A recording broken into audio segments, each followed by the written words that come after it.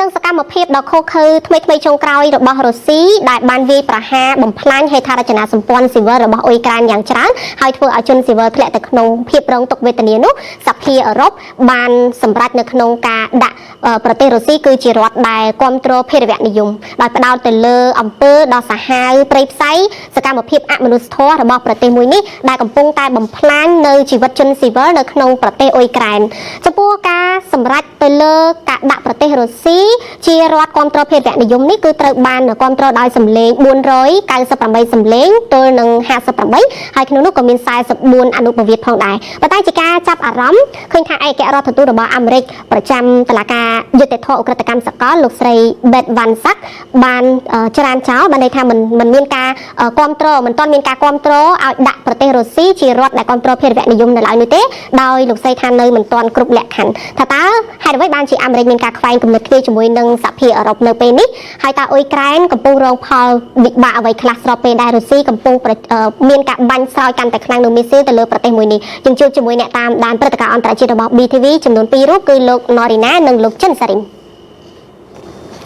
លោករីណានិងលោកសារីមយើងបានដឹងហើយថាមួយរយៈចុងក្រោយនេះរុស្ស៊ីបានបង្កើនការវាយប្រហារកាន់តែខ្លាំងបន្ថែមទៀតទៅលើហេដ្ឋារចនាសម្ព័ន្ធរបស់អ៊ុយក្រែនដែលជាពិសេសឃើញថាផ្ដោតសំខាន់ទៅលើប្រភពទីតាំងថាមពលមួយចំនួនដែលបង្កការលំបាកយ៉ាងធ្ងន់ធ្ងរទៅដល់ប្រជាពលរដ្ឋអ៊ុយក្រែនដែរសំណួរដំបូងសម្រាប់លោករីណាថាតើមួយរយៈចុងក្រោយនេះហេដ្ឋារចនាសម្ព័ន្ធសំខាន់របស់អ៊ុយក្រែនអ្វីខ្លះដែលត្រូវបានរុស្ស៊ីវាយប្រហារជាពិសេសគឺយើងចង់ដឹងអំពីទីតាំងប្រភពថាមពលសំខាន់ណាខ្លះហើយវាបង្កផលប៉ះពាល់កម្រិតណាដល់ប្រជាពលរដ្ឋអ៊ុយក្រែននៅពេលនេះបាទ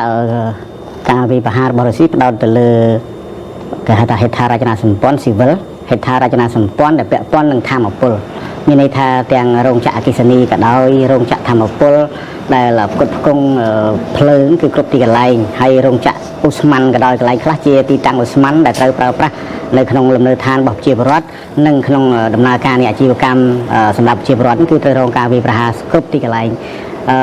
លោកឡូឌីមីសានស្គីមិនបានបញ្ជាក់ថាចំណុចណាខ្លះទេដែលថានៅទូទាំងតំបន់ទីក្រុងគៀវហើយនឹងទីក្រុងគៀវនិងទីក្រុងភាគខាងលិចខាងត្បូងនិងទីក្រុងដទៃទៀតដែលស្ទើរតែទូទាំងប្រទេសគេប្រើ across the country គឺមានន័យថាទីក្រុងនានារបស់អ៊ុយក្រែនរងការវាយប្រហារទាំងអស់ដែលសរុបមកទល់ពេលនេះគឺoriginal របស់វានឹងខូចខាត 50% ហើយនេះជាការវាយប្រហារដោយការបាញ់ផ្លោងដោយមីស៊ីលការវាយប្រហារលើអាកាសការទម្លាក់គ្រាប់បែកដោយយន្តហោះជាដើមហ្នឹងនឹងការប្រើប្រាស់យន្តដ្រូនហ្នឹងគឺជាការដែលបំផ្លិចបំផ្លាញស្ទើររាល់ថ្ងៃដូចជាថ្ងៃពុធម្សិលមិញហ្នឹងក៏មានការវាយប្រហារតែមួយថ្ងៃរហូតដល់70គ្រាប់ហើយមុននោ